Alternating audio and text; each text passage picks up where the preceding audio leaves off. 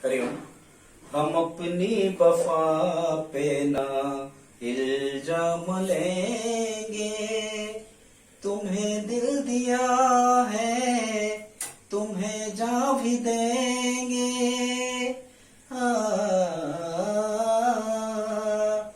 जब इश्क का सौदा किया फिर क्या घबराना, हमको आना पड़ेगा।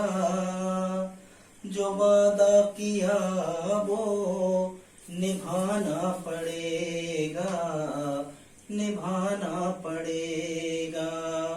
दोस्तों, स्वागत है आपका free study bye Lodhi sir के यूट्यूब चैनल पर। मैं कृपाल लोधी। दोस्तों, आज हम आपको लेकर के आए हैं मैथ्स का बहुत ही इंपॉर्टेंट टॉपिक, जिसमें दोस्तों आज हम आपको बताएंगे भाज्य और अभाज्य संख्याओं के बारे में। खासकर आज का हमारा जो टॉपिक है, इसमें हम आपको ये बताएंगे कि यदि कभी आपसे प्रश्न में ये पूछा जाए, चार संख्याएं वो दे देते हैं एग्जामिनर, और यदि आपसे पूछता है कि निम्न में से कौन सी संख्या भाज्य है या अभाज्य है, तो जो छोटी संख्याएं होती हैं जनरली 100 के अंडर की संख्याएं, ये तो आप पता कर लेते हो कि भाज्य है या अभाज्य है। लेकिन 100 से बड़ी संख्याएं हम कहें तो इनमें यदि अभाज्य संख्याओं का आपको पता लगाना हो तो आपसे प्रश्न नहीं बनते हैं, या आप भाग देके देखते जाते हो और बहुत टाइम आपको लग जाता है। तो दोस्तों, आज हम आपको बहुत ही स्मार्ट ट्रिक द्वारा बताएंगे कि कैसे अभाज्य संख्याओं का पता लगाया जाता है कि कोई भी संख्या अभाज्य है या नहीं है। दोस्तों, एक अपील है, यदि आप हमारे चैनल पर पहली बार आए हैं तो प्लीज हमारे चैनल को सब्सक्राइब कर लें, साथ में बेल आइकन पर क्लिक करें ताकि सबसे पहले नोटिफिकेशन आपको मिलता रहे। दोस्तों, हम इसी प्रकार के कॉम्पिटिटिव एग्जाम रिलेटेड वीडियोस को अपलोड करते रहते हैं, जिसमें मैथ्स, रीजनिंग, जीके, साइंस और शिक्षक भर्ती परीक्षा के वीडियोस होते हैं। तो बगैर देर किए स्टूडेंट्स, आइए प्रारंभ करते हैं आज का टॉपिक।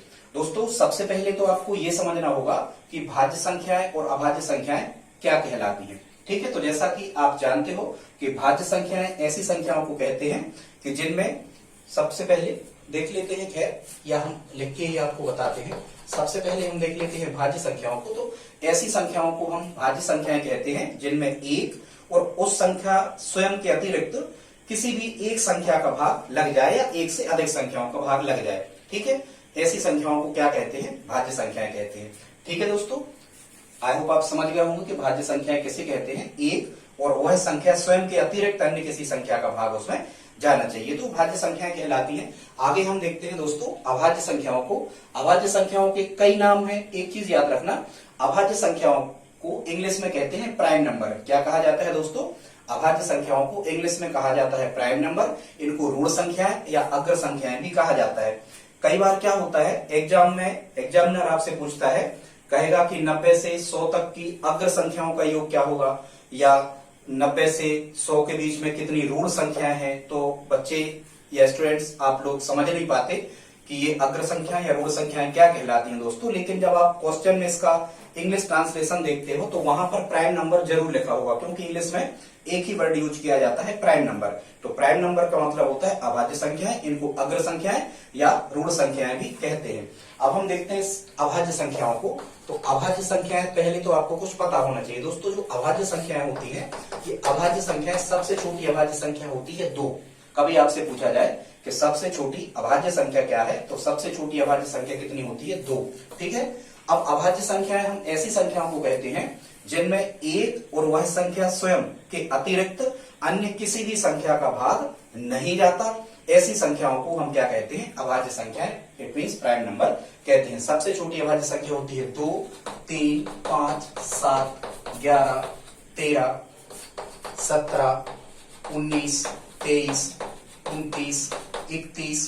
ठीक है दोस्तों, इस प्रकार से 37, इस प्रकार से हम चलते हैं 97 तक। जब हम 97 तक आते हैं तो ये 1 से 100 के बीच में कुल 25 अभाज्य संख्याएं या 25 अग्र या ऋण संख्याएं होती हैं। कभी कभी एग्जाम में ये भी पूछा जाता है। ठीक है दोस्तों, फिर अभाज्य संख्याओं से और कैसे क्वेश्चन बनते हैं, जैसे एग्जामिनर पूछ लेगा सबसे छोटी सम अभाज्य संख्या कौन है, तो 2 सम भी है और अभाज्य भी है। तो सबसे छोटी सम अभाज्य संख्या कितनी हो गई?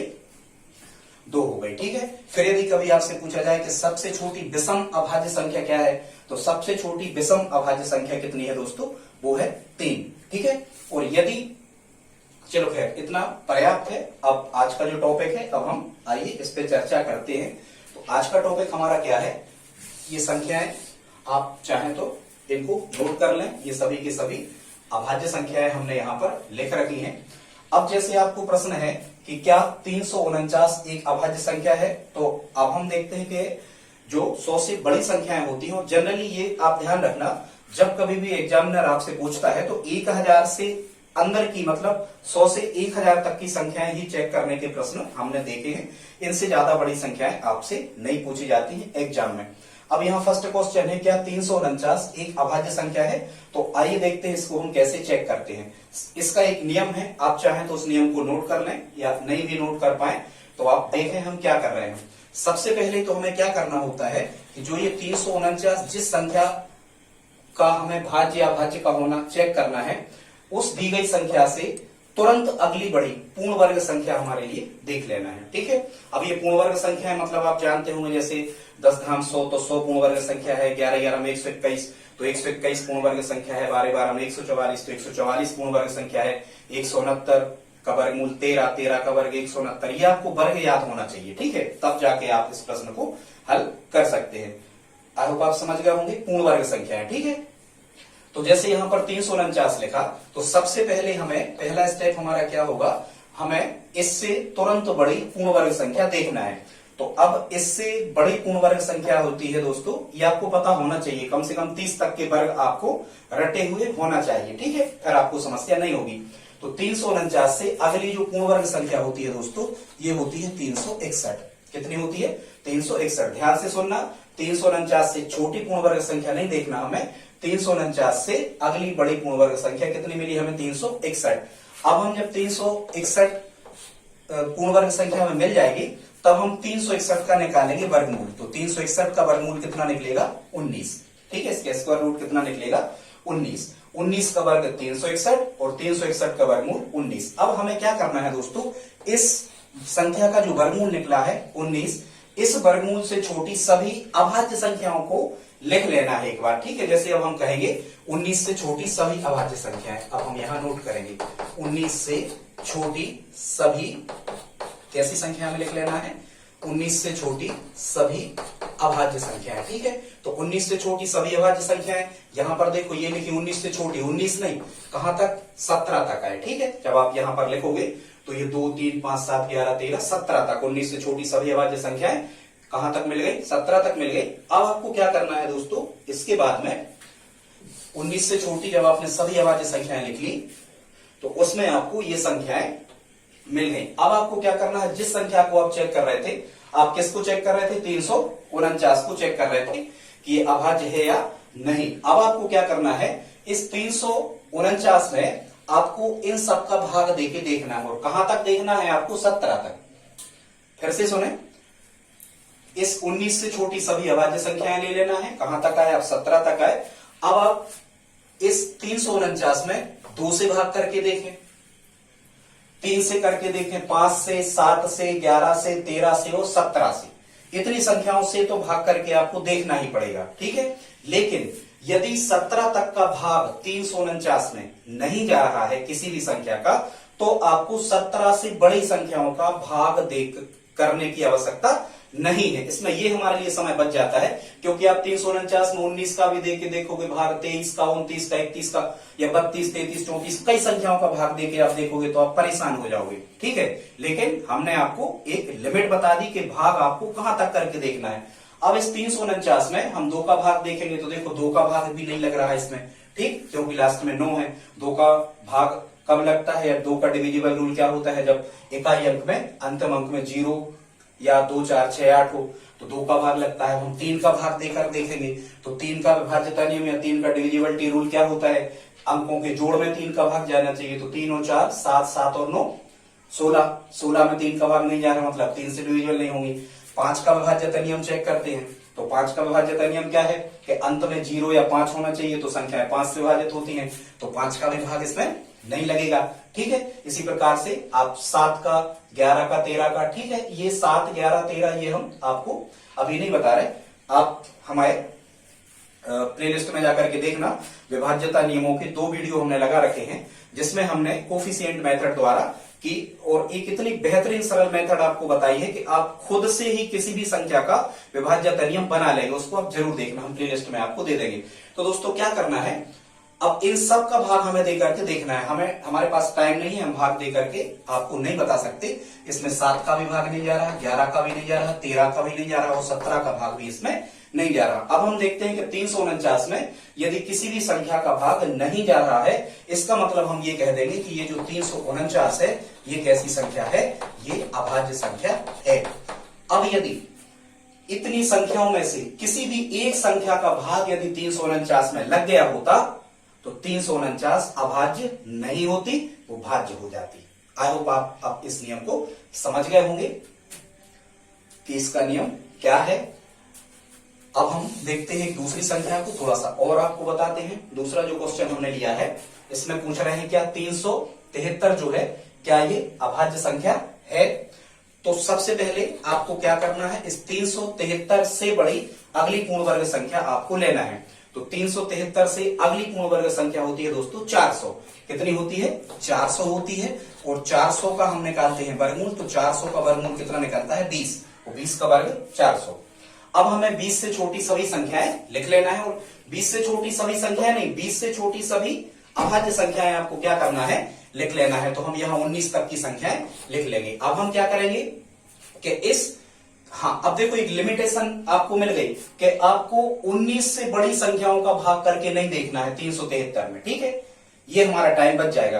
अब हम क्या करते हैं कि 373 में 2 का भाग देकर देखते हैं, 3 का, 5 का, 7, 11, 13, 17 और 19 का।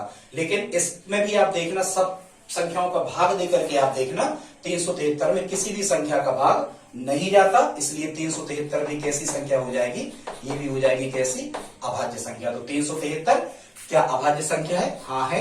और ये 349 अभाज्य संख्या है, ये भी थी। अब देखते हैं अगले क्वेश्चन को। और अगला जो क्वेश्चन है इसमें कह रहे हैं क्या 1001 एक ऋण संख्या है, ऋण संख्या है या अग्र संख्या है या अभाज्य संख्या है, इट मींस प्राइम नंबर ही हमें चेक करना है। तो अब हम देखते हैं क्या 1001 से बड़ी अगली पूर्ण वर्ग संख्या, तो ये आपको रटी हुई होना चाहिए दोस्तों। 1001 से अगली जो पूर्ण वर्ग संख्या होती है ये होती है 1024। कितनी होती है, 1024, ठीक। और ये जो 1024 होता है दोस्तों, ये होता है कितने का वर्गमूल, 32 का वर्गमूल। 32 का 32 में गुणा करना, 32 का वर्ग 1024, ठीक। और 1024 का वर्गमूल कितना मिलता है, 32, ठीक है। आई होप आप समझ गए होंगे। अब हमें क्या करना होता है, 32 से छोटी सभी अभाज्य संख्याएं ही हमें लिखना है।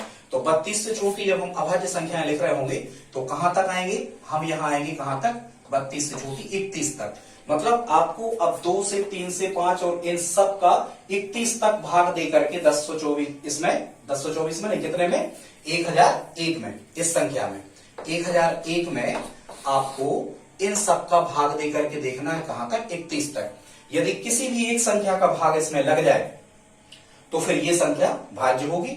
और यदि 31 तक की संख्याओं का भाग, इन्हीं अभाज्य संख्याओं का भाग 1001 में नहीं जाता तो फिर ये कैसी होगी, ये नहीं जाता तो अभाज्य होगी। किसी एक का चला जाए तो भाज्य होगी। चलो चेक कर लेते हैं, 2 का भाग दे करके देखते हैं सबसे पहले। तो 2 का तो भाग इसमें जाएगा नहीं, ठीक है।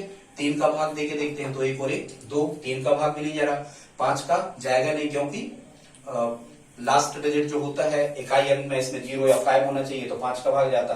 अब हम 7 का भाग दे करके देखते हैं, तो ये तो आप चेक कर ही सकते, इतना टाइम तो आपको लगेगा। और कोई शॉर्टकट मेथड अभाज्य संख्याओं को चेक करने की नहीं है, ठीक है। 7 का भाग दो, 7 एकम 7, शेष बचे 3, 0 आ गया, 7 चौके 28, बचे 2, उतारे 1, 7 3 21, ये भाग पूरा पूरा चला गया। 7 का भाग 1001 में पूरा पूरा चला गया 143 बार, ठीक है। तो ये 7 का भाग इसमें चला गया, मतलब एक ही संख्या का यदि भाग चला गया तो इसका मतलब क्या होगा कि ये ऋण संख्या नहीं होगी, मतलब ये अभाज्य नहीं है। 1001 कैसी संख्या है, ये भाज्य संख्या है, 7 से कट रही है। इसलिए यदि किसी का भाग नहीं जाता, अब एक का ही भाग चला गया तो हमें चेक नहीं करना आगे, हम कह देंगे कि ये अभाज्य तो नहीं है। 1001 कैसी संख्या है, भाज्य संख्या है। तो दोस्तों एक बार फिर से आप इस नियम को समझ लें। हाँ, एक चीज और, एक क्वेश्चन हमने यहाँ पर दिया है, निम्न में से कौन ऋण संख्या है, मतलब अभाज्य अग्र संख्या है। ये 4 ऑप्शन है, 811, 881, या कह रहे हैं दोनों ए और बी, या 341। इसमें से आपको बताना है कि कौन सी ऋण संख्या है।